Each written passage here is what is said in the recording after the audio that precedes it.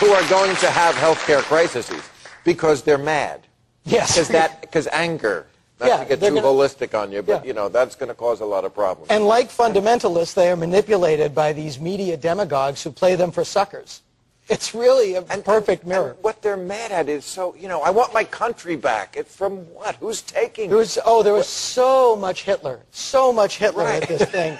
And not the fun Inglourious Bastards Hitler either. But this one guy I was talking to, I said, like, why Hitler? And he goes, well, Hitler also wanted to restrict medical care to people. Was that what he was the most known for, though? By the way, there's a book called War of the Week that actually shows how a group in the United States with Franklin Roosevelt and Carnegie and Rockefeller and a group including Alexander Graham Bell actually started this notion of eliminating certain people from being cared. And there was a summit, a world summit, that Hitler attended, and then he took that notion and adapted it into his philosophy. So it was actually a born... Ashton, I want to shake your hand. Philosophy. Right. Seriously, FDR... No, it's completely true. I mean, this isn't... But again, that's not what he was most known for. It's not what... This isn't... No, look, it's absolutely true. It rhymed with world more move. Contemporary... But listen, let me say a word... I'm not... by the way, I'm not comparing Obama to Hitler. No, let me say a word...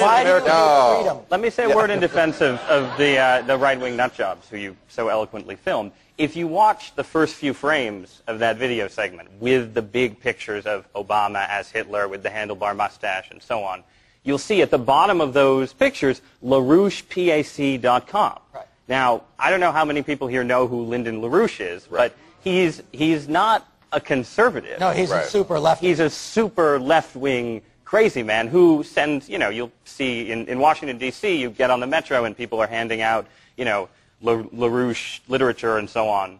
On college campuses. And on college campuses. So, I mean, one of the things that's happening in these town halls, yeah, it's attracting crazy right-wing people. And crazy left-wing people. And, you know, it's attracting a lot of crazy And people. I don't like it when, during the run-up to the Iraq War, people on the left compared Bush to Hitler. It's, you know who should be compared to Hitler? Hitler. And maybe Chaplin. Mel Brooks. But it's a lazy analogy. It's a lazy sign. But here's the point that I wanted to make before we run out of time. The thing that became really clear when I was down at Remote Access Medical is because people who don't have access to the most fundamental health care, they don't treat themselves until their problem becomes catastrophic. And as such, it costs 10 times more than it would normally. And guess who pays for it? We do, because insurance rates go up, and it's trickle-up costs. And the theory is if we can get these people, as you said earlier, some sort of preventative wellness plan, that over the long run, it's good business to get people health care. Let me bring up one more subject before we do run out of time, because we have a real-life general here. And this was another story in the paper this week I thought would have been bigger, but it wasn't. Headline in the New York Times, Climate Change Seen as Threat to U.S. Security.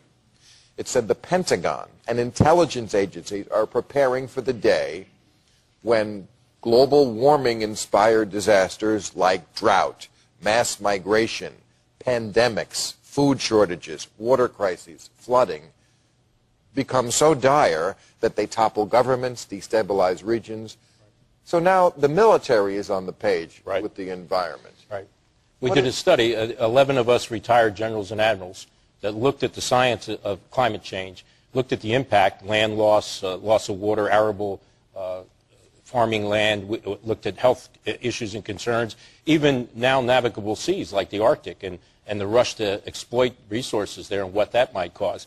And then we looked at what might be generated, migrations, massive epidemics, war over water.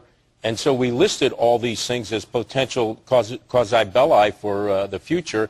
And we encourage our intelligence services to begin looking at these as potential security risks as we go forward.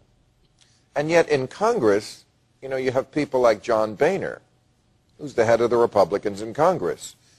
His quote was, the idea that carbon dioxide is a carcinogen, I mean right there, that he thinks it's a carcinogen. The idea that carbon dioxide is a carcinogen that is harmful to our environment is almost comical. He said every cow in the world, when they do what they do, he means farting, you've got more carbon dioxide. I thought it was methane. It is methane. The man is a moron, but he is the lead person in the Republican side. But Bill, he literally doesn't know shit. But the Republican Party... But John Boehner doesn't have any power.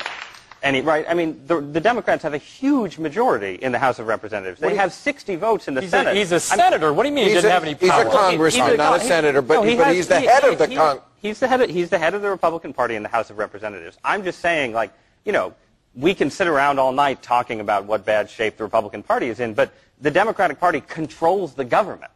And at a certain point, I mean, take global warming, for instance. You look at what's happened with the attempt to pass cap-and-trade legislation, right? And it goes through the House of Representatives, and by the time it gets through the House of Representatives, it's had 60 things put in by interest groups, 60 things taken out. And I guess my question for you, Bill, as a liberal, is at what point do you see this as not just a problem with Republicans and Democrats, but kind of a problem with the way government works? And with the way government works, especially when it gets to be bigger... Well, it is, but the problem is that government doesn't work right now, especially because the Democrats basically are the conservative party. Their solution is cap and trade. That used to be the Republican solution. It is a conservative solution. It was conservative economists. So the Democrats, the supposed liberal party, have the conservative solution, and the conservative party has the world will end when Jesus tells it will end solution. So, in other words, they don't have a partner to work with. One side says, let's do cap and trade, and the other side says, I like turtles. I have a pet turtle, as it happens. All right, you've been a great panel. I have to move on, or else we'll be late for Real Sex 98. Thank you very much. It's time for new rules, everybody.